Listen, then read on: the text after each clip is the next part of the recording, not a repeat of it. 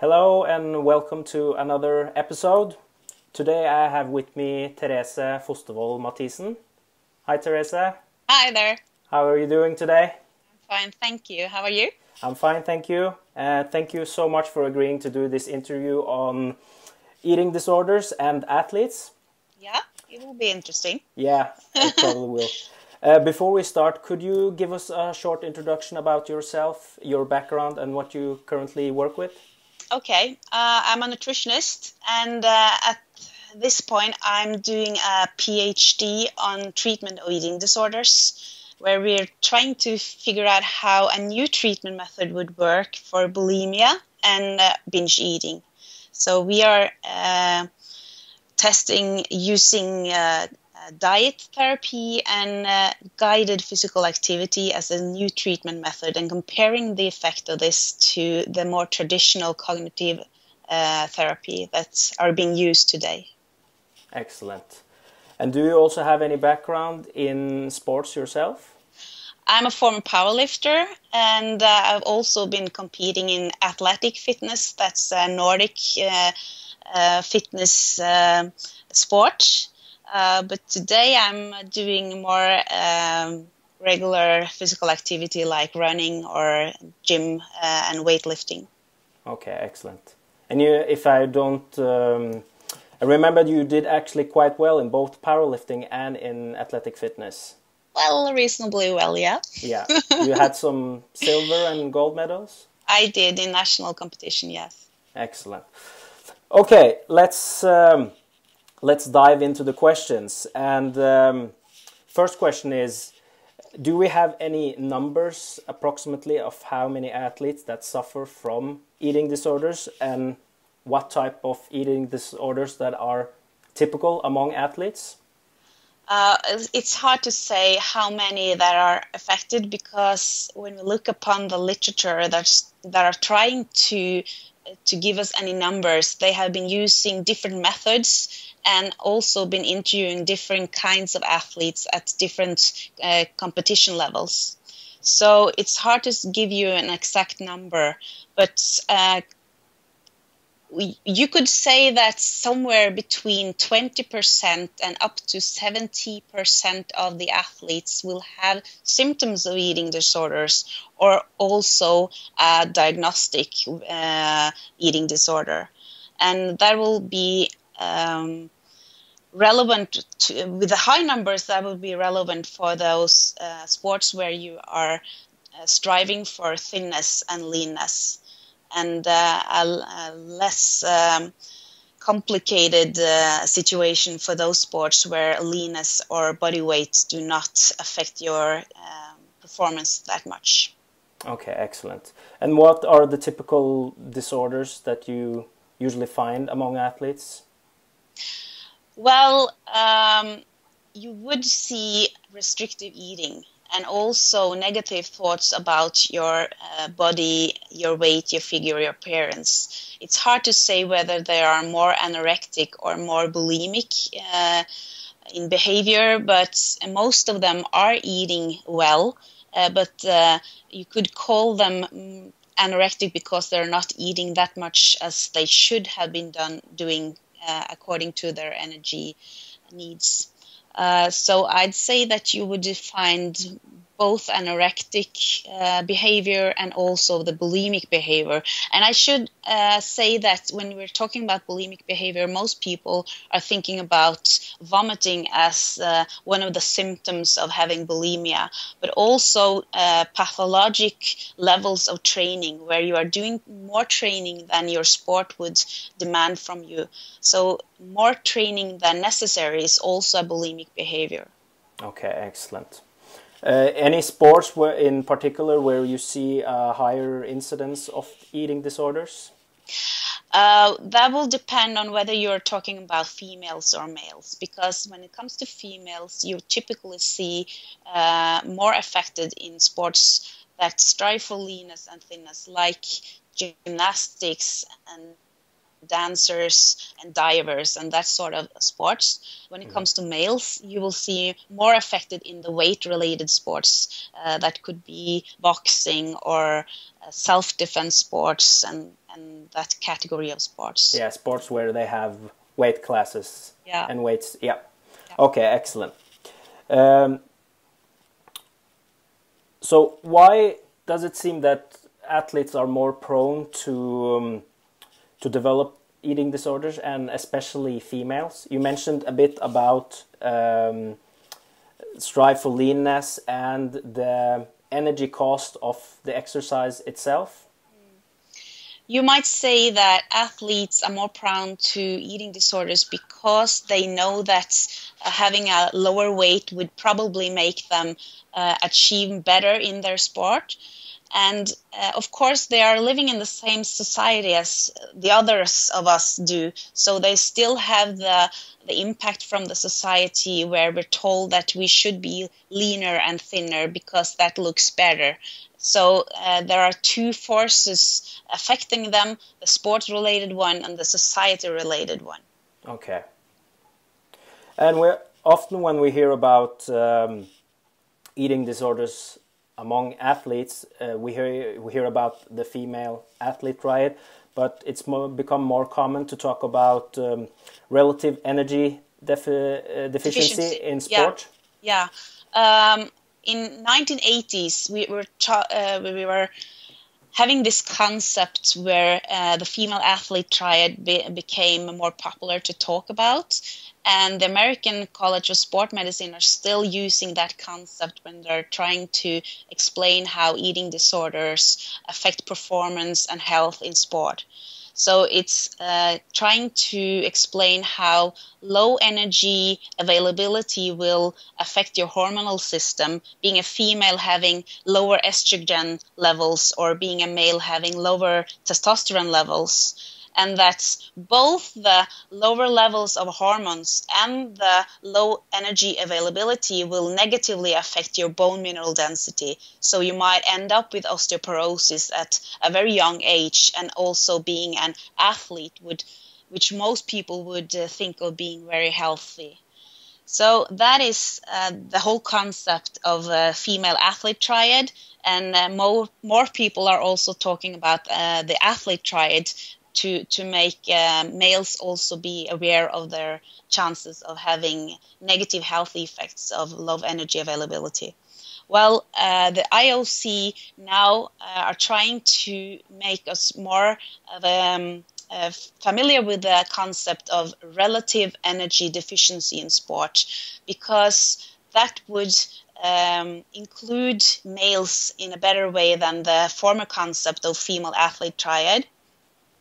And it will also make us more aware of the whole picture, where you have more negative health effects than only the bone mineral density, and also a whole range of negative effects on performance-related variables if you do not have enough energy available for your health and performance. So I think most people should be aware of this new concept, relative energy deficiency in sport, and pay attention to all the negative effects, both relating to health and to performance. Yeah, because I think that a lot of people, when they think about eating disorders, they think that it only affects females. Yeah. And we see that a lot of males athletes also suffer from these disorders. Yeah, and half of them, both being males or females, are affected because they're not aware of the negative situation with low energy availability. They're not able to eat as much as energy as they do need, or have other difficulties in having enough energy in their food intake. So they're not aware of the situation, but are affected by all the negative consequences. And then you have the other category, being both females and males, where you absolutely see disturbed eating behavior or training behavior, where they are trying to manipulate their body weight or figure by doing more training or less eating. Excellent. So you mentioned a bit about eating disorders affecting performance, and you also mentioned a bit about what effect it can have on health. Yeah. Yeah. So females that suffer from eating disorders, they will be more prone to lower estrogen. They Yeah. have. And I think it is important to say that it's not only about having eating disorders. It's about being an athlete, having increased needs of energy, which doesn't necessarily mean that you have to eat more food, but you have to be aware of what kind of food you're eating and whether that food is actually giving you kilocalories to go training in the amount and volume of training that you intend to do and still be able to take care of your health. So pay attention to the concept energy availability, because that is trying to explain that if you have a certain amount of energy that you eat each day, a certain amount of energy that you eat, and then you go training and you will use a certain amount of energy during your training session. So if you subtract that from the total energy intake, you're left with a leftover of energy that are supposed to cover your health needs and your everyday activity. And that leftover of energy can be too small to take care of your health. And that might happen due to eating disorders or due to behavior because you're not aware of your increased need of food and energy. And you might see that in certain sports, like being a cyclist or a cross-country skier or a marathon runner, where they're trying to eat less because they are aware of that their lower body weight would make them perform better acutely in a huge event. And so they might not be aware of the negative effects that they are giving to their health and performance in the long term by striving for having a lower body weight. Yeah, and I think a lot of athletes might not be aware of how much energy they expend during their training session, and that amount can be really high when you look at it on a weekly basis. Yeah, absolutely. Yeah, I think it was Asker Jekendrup. He had infographic where he actually showed how much energy you can actually use during a competition in various sports, and there were sports where they used as much as 13,000 kilocalories on their competition. I think it was Ironman competition, and we had Tour de France competitors that were as high as 5,000 to 6,000 calories during a race. So if you look and it's becoming increasingly popular to compete in those kind of events like triathlon and marathon running, and more people want to do that even though not being a competitive athlete. Yeah. So they should absolutely be aware of their increased energy needs. And I also see negative trends in fitness-related sports, where they are very focused on eating healthy and doing a lot of training. And by eating healthy, most are thinking of eating lean meat and also have a high volume of vegetables. And you would feel comfortable and full after a meal with that sort of foods, but still it only gives you a fullness effect, but not giving you the kilocalories that you actually do need to do your training. So they might go on for long periods of time with too little energy available for their body and still feeling full because they're eating a lot of food and doing too much training compared to the energy intake. Yeah, and a lot of especially female competitors seems to suffer with adverse effects during pre-contest, and it might be due to the energy availability. Yeah, and I think that it will be.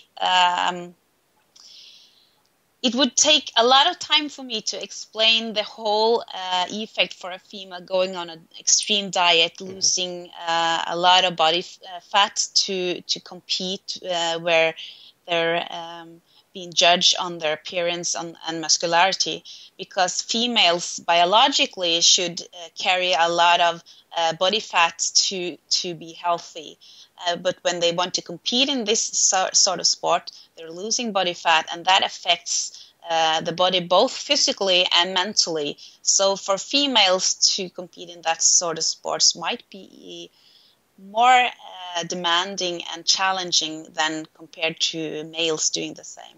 Yeah, and I also think that everybody's different, and for one individual, it might not be as detrimental to affect to reach lower levels of body fat, while for another person, it might be very detrimental for their health. Yeah, certainly there will be individual differences on how well you can go through periods of time with low energy availability, and it will also be dependent on your age, because the younger you are, the more vulnerable you are to low energy availability.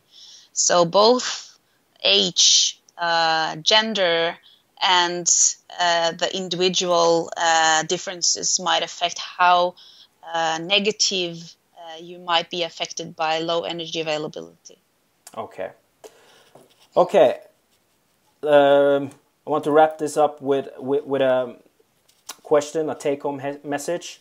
Yeah. For someone working with athletes, with athletes, what are the signs you should look for if you suspect some eating disorder?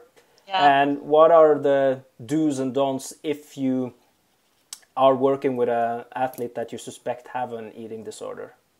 I want to start with the last question. What should you do? What should you do not do? Mm-hmm. And I think the worst thing you do is to focus on body weight and figure. You should not give them credit for being thinner, leaner, or seemingly having more control of their energy intake and training, because that could lead them into more problematic behavior on eating and training. So do not focus on appearance, rather than focus on how they perform or how they are doing, like being a human to them, and paying interest into how they're actually doing and how they're feeling. So what are the signs that you watch for, what you look for? It's hard to say, because it's one thing it's one group of advices I would give for the different sports, and one group of advice that I would say to those that are fitness related sports. So if I start with the whole range of other sports like team sports and individual sports, I'd say that if you see that one athlete is changing in behavior dramatically, their personality changes, their behavior changes, you do not often see them eat, or they eat in a very special manner, they never eat with the team, together with the team, or they are eating differently than the team, or they're leaving the table to the toilet in a short time after the meal, that is kind of obvious behavior you should look for. And further, you can think of if this athlete do not respond that well to a training program as the whole other part of the team are doing, you might take that as a symptom as well, and give it a chance. Ask them how they're doing. Do a personal talk to them. What is going on? For the fitness related sport, it's more hard to pick out those that are having a problematic behavior compared to those that having a normal behavior in that sort of sport, because it's normal to pay much attention to what you eat, how much you eat, when you eat, and how much you train, because that is the whole focus in that kind of sport. So there might be a whole lot of people that are able to hide and to not be seen as having a problematic behavior, because they behave as all the others, but their intention behind their behavior are differently than those that are not having problems. Okay. And just You didn't get any take-home message. I did. I think it was good.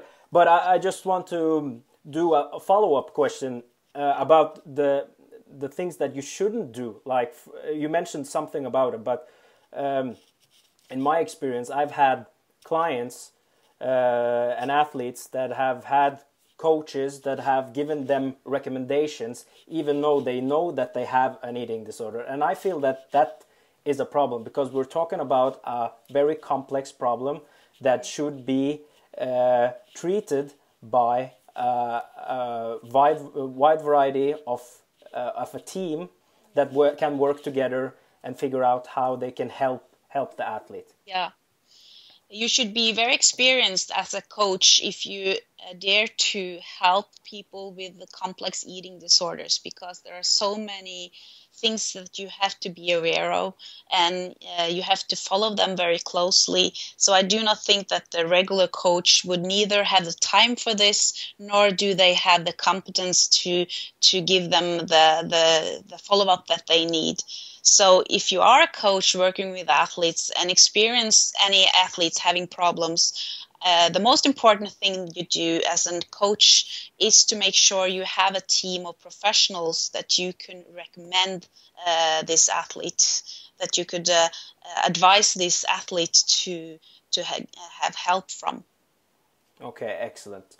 All right, that was the questions I had on this topic. So thank you so much, Therese, for taking the time to do this interview. Where can people read more about you, or are you maybe active on social media? You'll find me on Twitter, and I'm trying to talk about just as much as sport nutrition as eating disorders or treatment of eating disorders in sport. So I'd love to see more people following me on Twitter.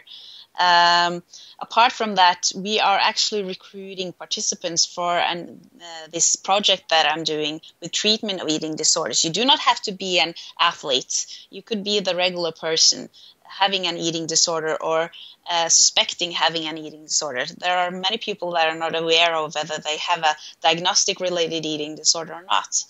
So I'd like to get in contact with those people that actually would like to have help.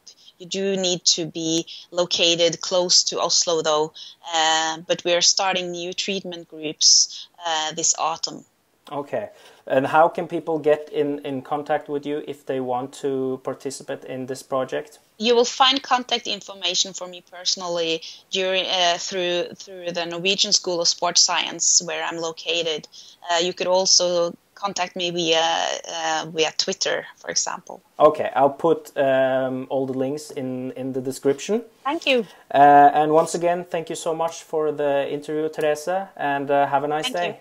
Have a nice day. Thank you. Bye-bye.